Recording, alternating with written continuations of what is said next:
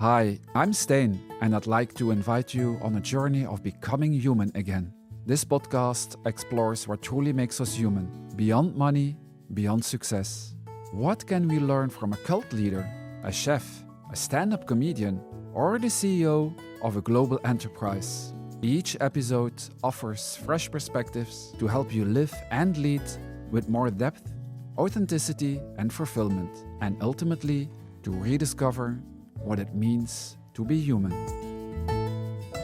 So welcome, dear guests, to the podcast Becoming Human Again, and thank you for making time to be here today.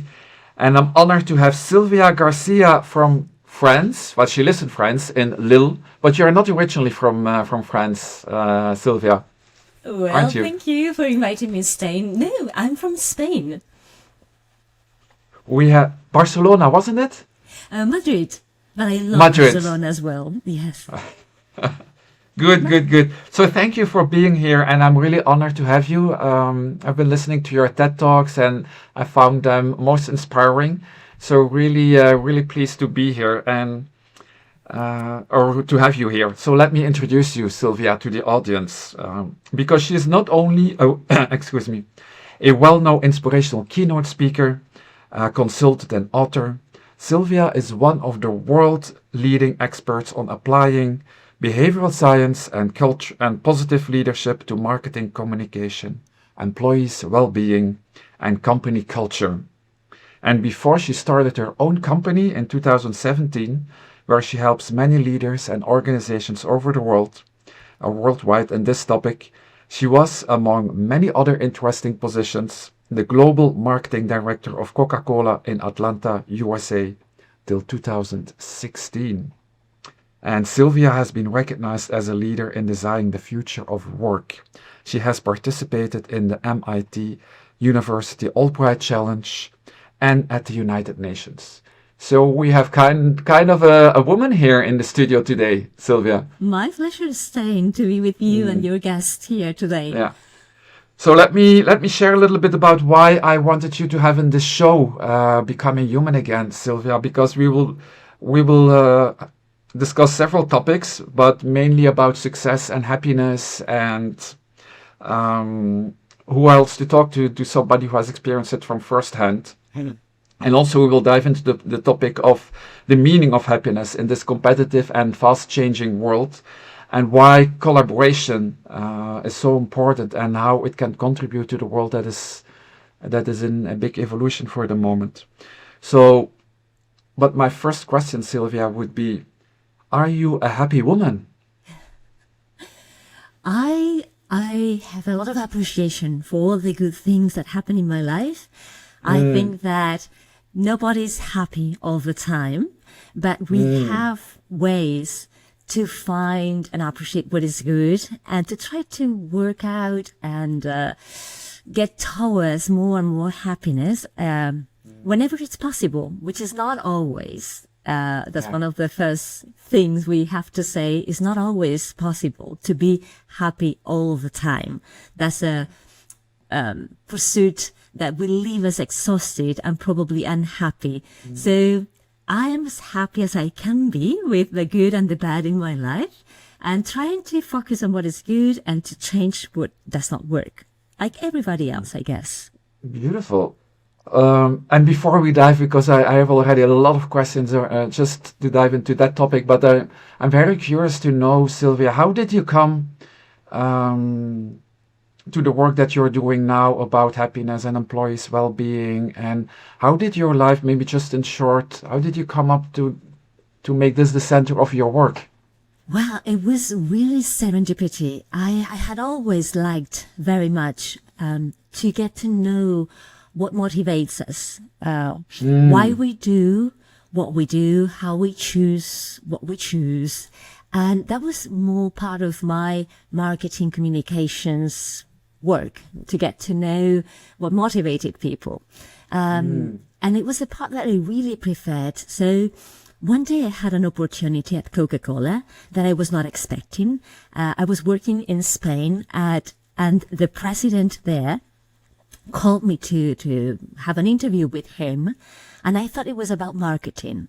And when I arrived, he said to me, well, Sylvia, I think you've been working in marketing for some time now. And I believe that you should be working on happiness. And imagine this like 15 years ago. And I thought, working for happiness, is this a way of laying me off, of sending me home? Because I had no idea. Yeah, that you could work in happiness. And he was serious. He told me, no, this is a job, a position I'm offering you. It's a new position at Coca-Cola. It did not exist. And he said, this is serious. Because I was like, this is a joke. You're not laying me off, but is this a joke? And he said, no, this is serious. He was very advanced and very, I'd say, visionary. And he had read books from neuroscience, from economists, from psychologists that were looking at what motivates people, what makes us happier. And when we are happy, do we work better? Do we connect more with others, are more innovative, and so on? And he was realizing that there was something there worthy to study. So he said, start working on happiness, create a hub of knowledge, invite scientists so we learn from them, and test it with our employees, test it in countries, and let's see how we can find out what makes people happy, and if happiness is connected with more success, better results, a better life for everybody and for the organization. And that's what I did. And I started like that, really, because a visionary person believed on happiness, and I never left that space because it's really an interesting one. It's interesting to see when you say that you didn't believe him in the first place, and I think I've also written a book on becoming human again and success, and one of the topics is trust. To be to be fully happy and to really see what life is about. It's often about trusting people Very much. believing the intention. So. What did you find out about the fundament of trust as a base for happiness? Well, that's such a good question, Stijn. Trust is the glue that allow us to be together, to work together, to have a partner, a family. If there's no trust, we cannot bond, we cannot work. So it's really the glue that we need to be together. And it's so important, and it's so shattered right now. So I think it's one of the pillars of happiness is being within a group where you trust each other. You know that people will care about you, will help you, have your back. And that helps the group grow, help you being accepted, being human. When you trust people, they will tell you the good and the bad. But because there's trust, we can accept it and grow. So very, very, very important. It's really the glue of human groups, as society.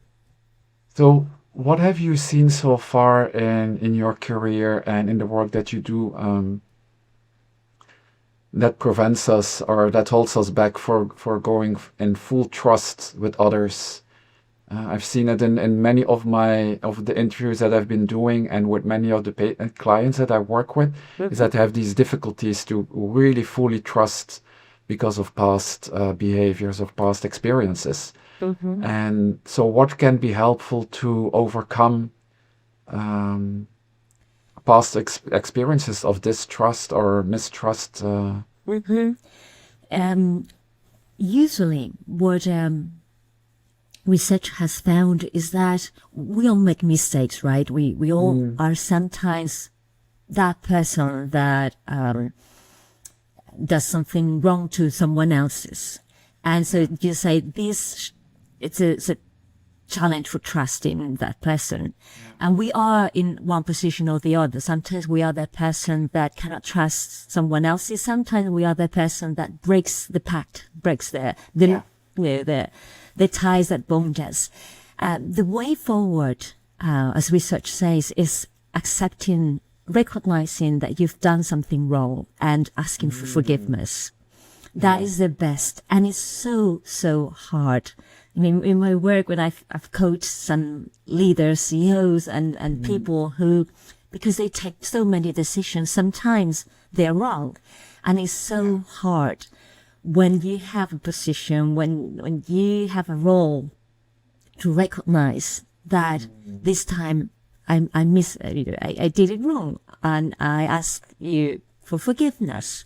That's the best way to be able to build something new, a new relationship of trust. When you don't recognize or ask for forgiveness, it's much more difficult to regain trust, to build a new relationship. On the other hand, when you ask for forgiveness, when you recognize, you build trust, because then people know that you are trustworthy, that you will be telling, this time I got it wrong. I made a wrong decision. I just made a mistake. And I love this one. trust. Yeah, I love this one, Sylvia. When you ask for forgiveness, you build trust. Yes. That's a really beautiful one, and it also it resonates a lot, because I think, are you able to trust yourself again, to put yourself out there again in the same position, and not knowing that you would be able to make the same mistake again, Yeah. and allowing yourself that you're in a learning, that you're a learning human being, and that you might make the same mistake again. Exactly. And accepting that. Yeah, what you say, Stijn, blends really well. The two topics that we've touched already: trust, and when you make a mistake, how do you recover trust? And it's trusting yourself as well as a human being, that we cannot be right all the time, even if we would love to. Or we might think so, that we're that we're always we right. love to think so, but trusting Exactly. that we are enough. We don't need, and it's impossible, to be right all the time. We have to give ourselves permission to be human. That's something that I heard a professor in Harvard. His name escapes me, but a professor in happiness, Tal Ben-Shahar, who had the first happiness course in Harvard. I heard him say this: we need to give ourselves permission to be humans. And that means that it is okay to recognize that we make mistakes and trust ourselves in the process.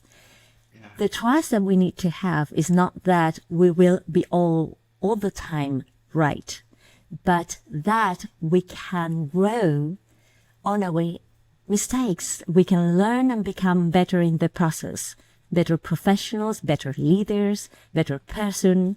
But to do that, we need to accept that we are humans and that we will be making mistakes. If you're not making mistakes, is that probably you're dead, or you're not trying anything that is worthy. But in life, you just take bones of trust, getting to know, bonding with people, getting into a relationship. It's a bond of trust. And sometimes you make mistakes. You take decisions for your company, and sometimes you make mistakes. The importance is to trust the process and yourself, that you will grow, that you will learn, as you said, not to repeat it, maybe twice, but not a third time. Maybe. And what slips into my mind is the concept of judgment, or because often we don't want to trust again, because of a judgment that might follow from others or from yourself. You know, if you make a decision, it can happen that it will be the wrong decision and that some people will criticize you or give you negative feedback. And in a fast-changing world, especially with social media, I think, and I would like to have your regard on it. We are so open to criticism and so vulnerable for judgment, and it's I think it's difficult to handle for leaders these days because you're so everything is so visible. Every word you say, everything you do, is open to judgment. Absolutely. And so, how do you deal with making decisions and having the possibility to be judged, and not being undermined by the judgment of others, and just hold firm to your decision, even when it was the wrong one? It's a huge challenge of us all to be able to be vulnerable, to Yeah, receive criticism, and to know that we will expose ourselves, and there will be people that will not like it. And with social media amplifying with thumbs up or down, everything we do or say, we're very exposed, as you say. But I think there are some things that can help us handle that. For once, to know that inspiring leaders are vulnerable, that to be a leader that people really follow, that touch people profoundly and connect with them and inspire them somehow, you cannot be perfect. Real leaders are vulnerable. We like stories of heroes that were not meant to be, that you see all the Disney movies like Nemo started, being a little fish that lost its mother, and then became a hero, searching and learning and growing out of challenges.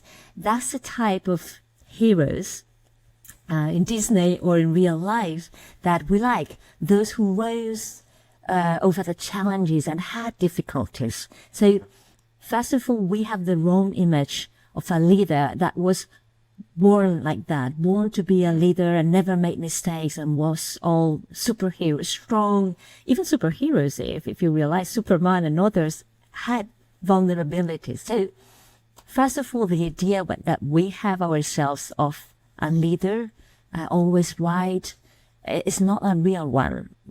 Real leaders have had ups and downs. If you look at Steve Jobs and other people we look up as creative inspirational and amazing, figures. They had vulnerabilities, and we know them. So that's the first myth that we need to change, to give us ourselves that space to be human, to say it's okay to be vulnerable, and that connects with people.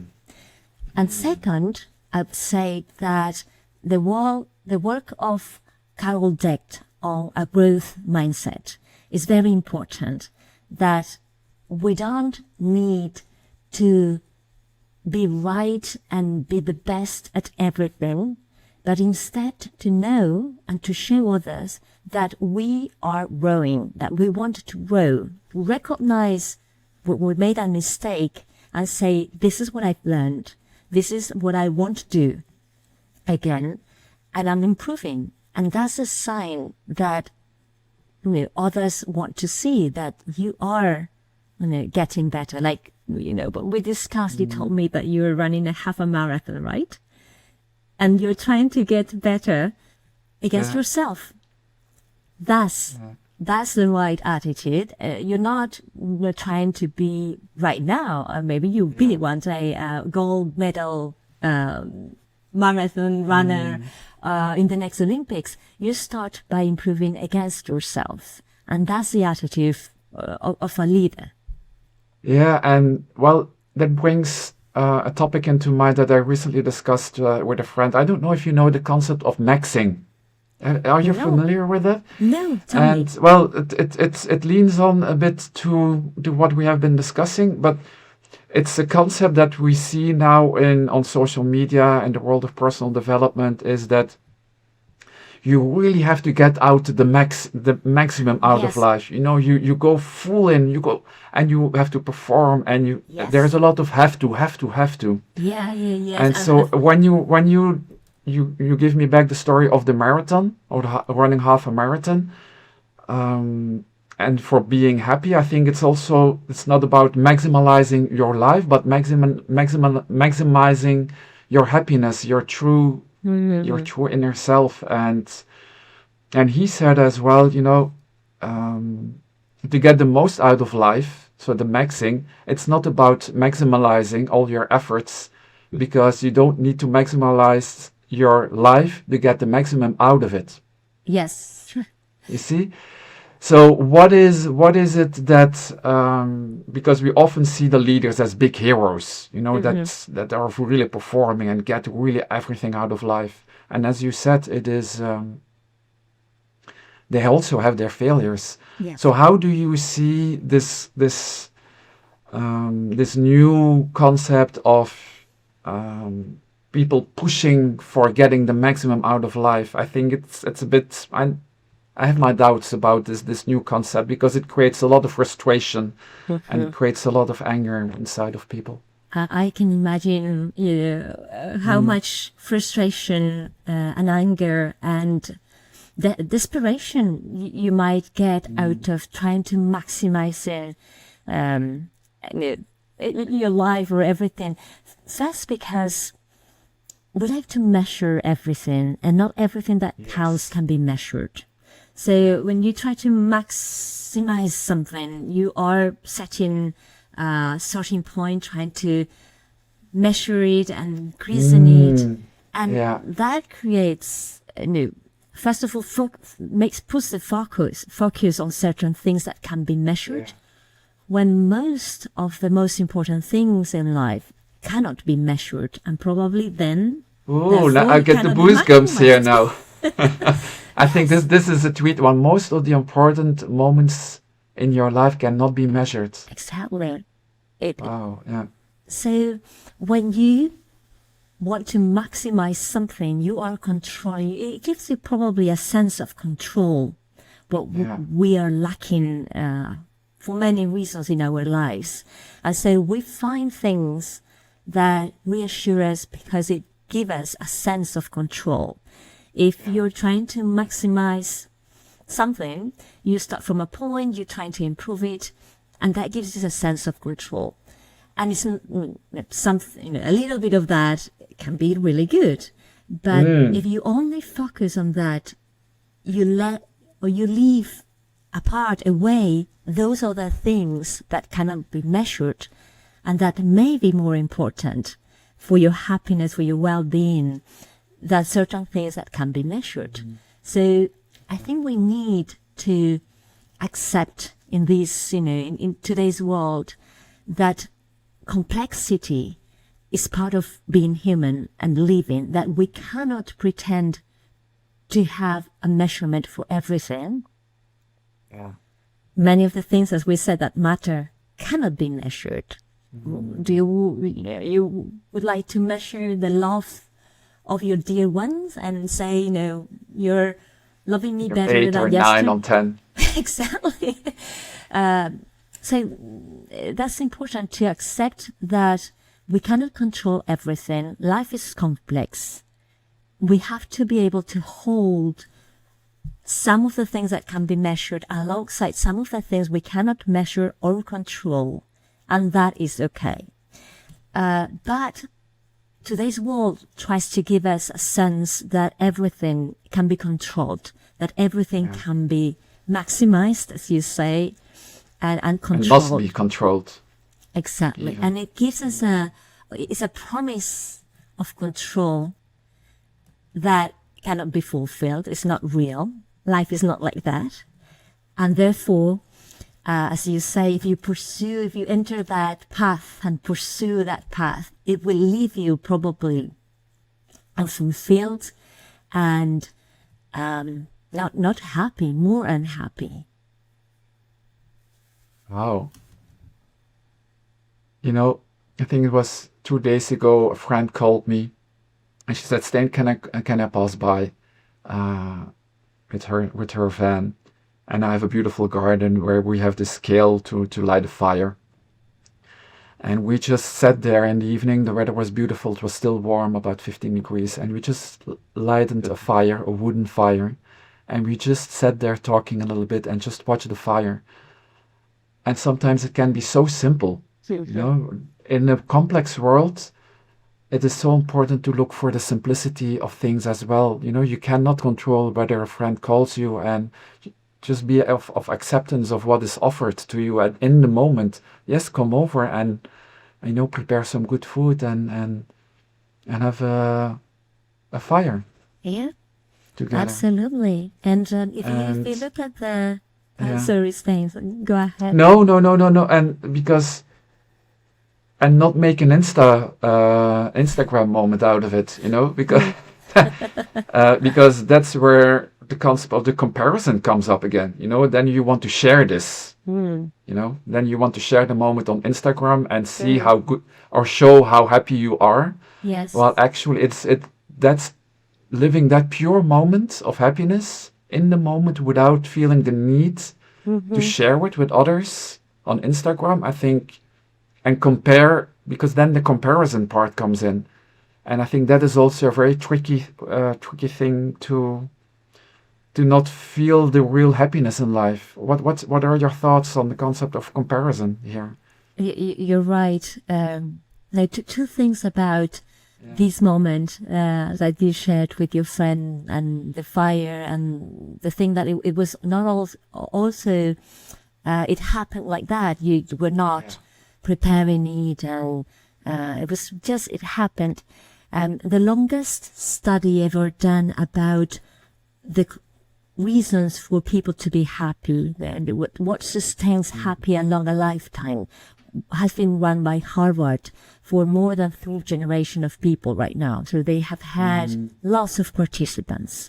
There were some presidents of the United States in the study, people who became rich, people who became poor, and they asked year after year, since they were students, to the participants, what has happened in your life? How do you feel? How's your happiness? And try to find out whether it was success, money, recognition. What was it that made people become happier or less happy?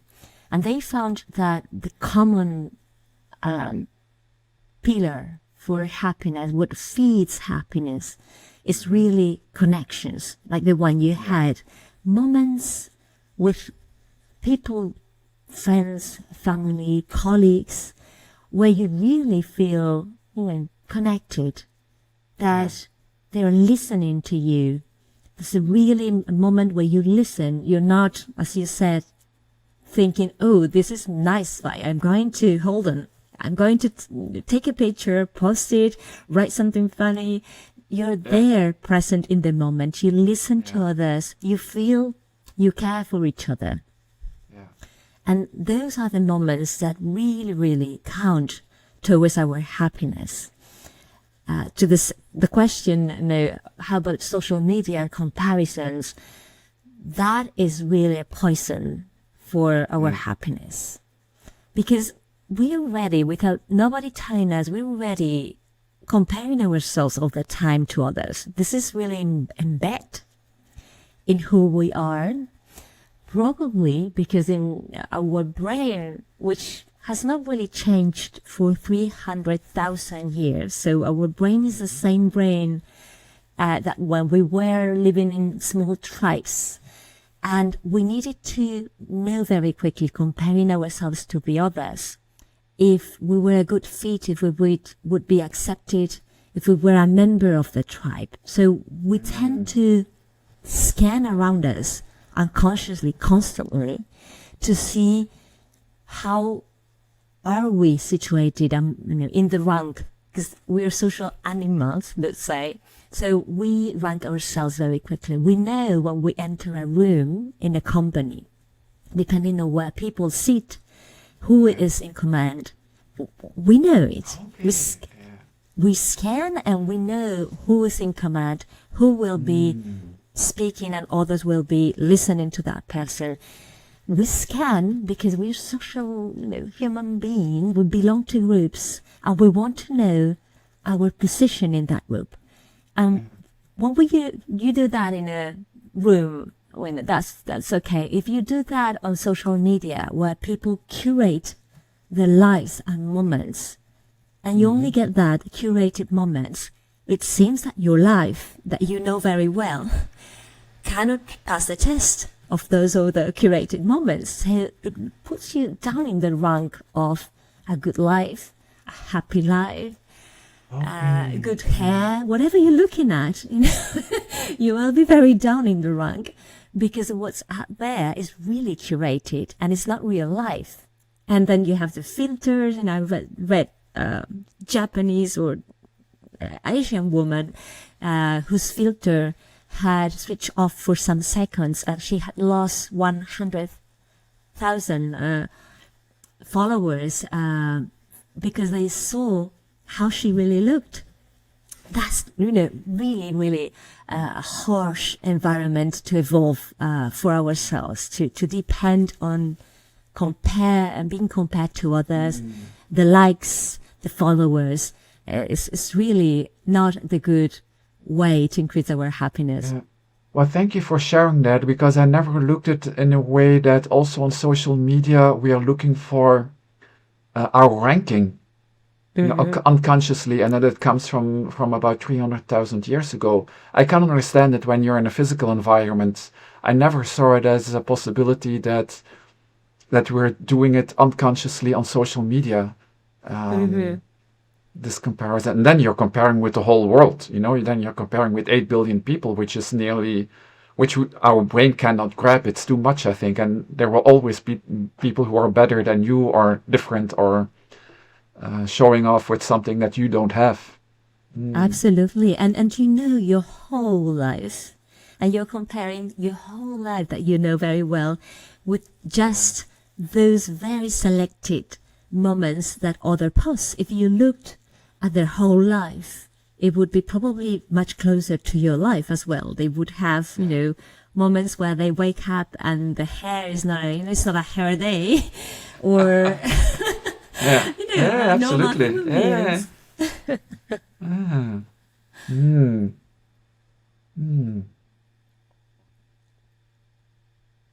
This is how shall I say it? So what could we do to stop comparison?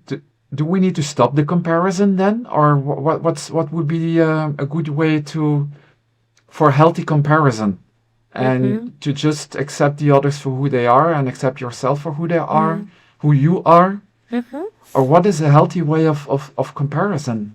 I think a healthy way of living and compare yourself to others is to have those moments like the one you described, a moment where two human beings or more really share with vulnerability how their life is, and you realize that we share the same problems, worries. When someone in your family, your friends have a health problem, you're worried, and that everybody has been there. We all know how that feels. We want something that we seem not to be able to attain, and we'll try and fail and try again, and that's something that everybody has been there. So sharing real moments with others of real connection keeps our feet on the ground and make us realize that when our head is on the clouds, seeing all those beautiful lives of others, and all the success in LinkedIn and all the beauty in Instagram, we tend to put it on the right scale. Those are like very selected moments of our life that are magnified and amplified, but it's not the whole life for those people. So I don't need to, and I don't have to compare my whole life to those, but instead to say, I am much more like the real people I meet. And that is part of what we need, I think, right now. If we add artificial intelligence to the relationship people are starting to have with others and with themselves, the more we have social media and artificial intelligence in our life, the more we need to keep real human relationships in our life. Because when we talked, people who talk to AI as a companion, they don't have what a friend would tell them. They don't have, oh, you look awful today. What happened to you? They have always someone telling them how great they are. I mean, that's not real. No, that's absolutely not. No. A friend, a loved one, would tell you the truth. But AI makes you not capable of accepting criticism. Going back to one of the first questions we talked today about. So very, very important, real connections. And I think what slipped in my mind was, not when talking about comparison, not to look for the differences in between people, between you and the other, but what do we have in common? We have in common that sometimes we have a bad hair day, or that we look ugly, or whatever. But what is the common ground with all of us? Which, as you said, AI. On that level, we will never have something in common with AI. It will always look for the good, or for the comparison. But if we focus not on the differences between the people, but what is the common ground, the good and the bad, or the and not looking out for the polarization within us or between us, because that's the cause of a lot of pain, I think. Exactly, and we are pulled in two directions. For one, we want to be special. Each of us needs to feel special for someone, at least, for someone around you. We want to feel special, and at the same time, we need to belong. We need to feel that we have things in common, that we are in a kind of our tribe, whether that's colleagues or family, friends, but we are pulled in two directions, and it's difficult. So how can one be unique in a common in a group? Exactly. Well, that's the $1 million question. I think if what I've noticed in the work that I do and what I've been doing is.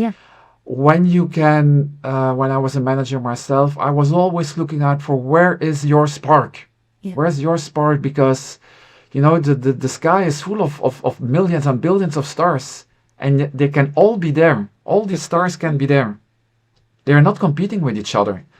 So if we can find, as a manager or a leader, if you can find the star, this shining star in every person, there is no reason that the other one should feel jealous or excluded or not part of the group.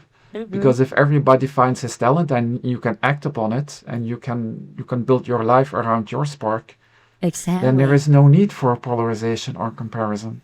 You're right, Stijn. I would see it as an orchestra. If each musician wanted to be star, as a solo player, competing against each other, the music would sound really badly. You wouldn't have music. You would have a very annoying noise, because everyone would be competing to be the best.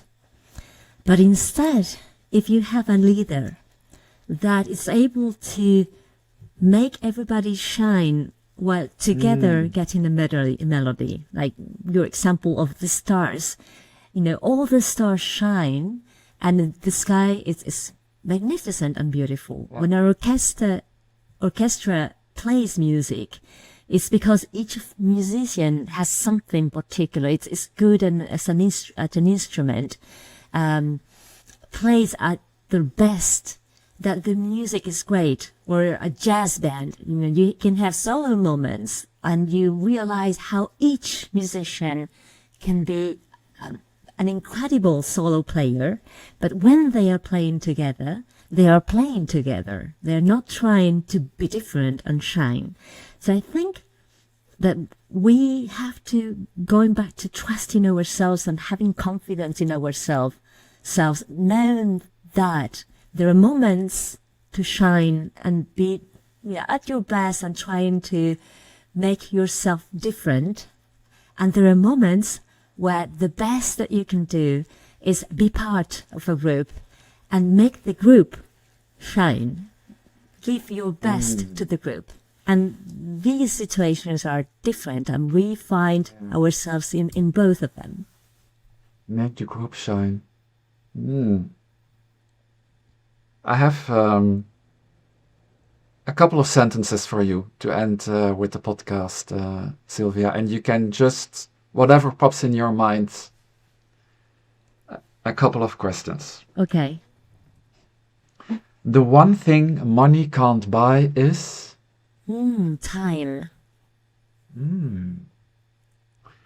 The moment I felt most fulfilled was? When my son and daughter were born. I always find this so beautiful, Yeah. I don't have kids on my own, but I can imagine how giving. That's why I have a lot of respect for women, because you create life in its most purest form. I think It's a so. miracle.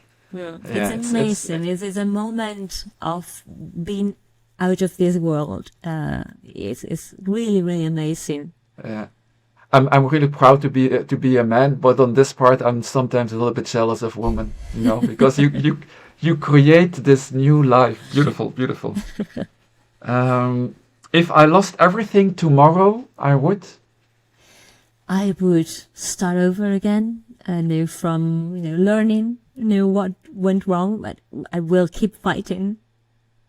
When I think of joy, I think of my husband and spending time laughing, just relaxing with him, having nice moments. Yeah. And the last one, the world would be a better place if if you and I made this podcast often and shared with others. Wow, okay. Conversations. Thank you. And thank you for this. I have the feeling we could go on for hours and hours, and maybe we should one day. You're not living very far from me, so I think we should find ourselves in a restaurant or somewhere in the next couple of weeks or months. I'd love Let's do to. that. I'd love to. It really, it's been such a wonderful conversation, and I feel that we haven't finished with all the questions that we could. So where could can ask people him. find you, Silvia, if they would like to get in contact with you? Probably on LinkedIn, Silvia Garcia. LinkedIn? Yeah, I'm very active on LinkedIn. So Silvia Garcia in LinkedIn. If you don't find me easily, you add Coca-Cola and my profile will pop up. Or you can write directly to me at my email, sg@feellogic.com. So, Perfect. And I have one more question. yeah. If you would give the listeners one question to reflect upon today, what would that question be? I'd say, what is the behavior that you want to have in your life? How would you like others to describe you in terms of behaviors? Because we are very much our behaviors. So I would say just think about how you want to behave and try to put that into your life rather than string goals or maximizing anything. What is the behavior that you want to have often? What is the behavior that you want to have often? Yeah. Beautiful question. I will get started right away after the podcast. Thank you very much, Silvia, and thank you for sharing your wisdom and your knowledge and your beautiful and kind words. Thank you so much, Stijn. It was really, really a pleasure. Thanks for listening to Becoming Human Again. I hope today's conversation gave you fresh ideas about happiness, success, and what it means to live fully. If you enjoyed the episode, please follow, review, and share. And if you want to dive deeper, check out my book, Becoming Human Again, and connect with me on social media. Until next time, keep questioning, keep learning, and keep becoming human again.